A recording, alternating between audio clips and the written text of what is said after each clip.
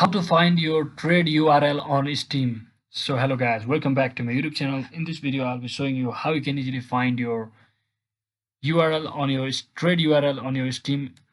So first thing what you want to do is simply head over to your official Steam website, and once you're inside here, just click on your profile section from over here. As you can see, once you click on your profile name, you will be redirected to this page, and once you're inside here, just click on this inventory option at the right section, and once you're inside here, just click on trade offers.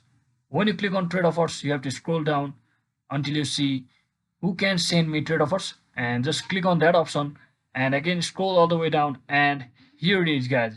This is the trade URL which you can copy to share with your friends or to with the person to whom with you wanna trade with. And this is guys. Hope this video was helpful. If it was, don't forget to like and subscribe to the channel. See you on the next one.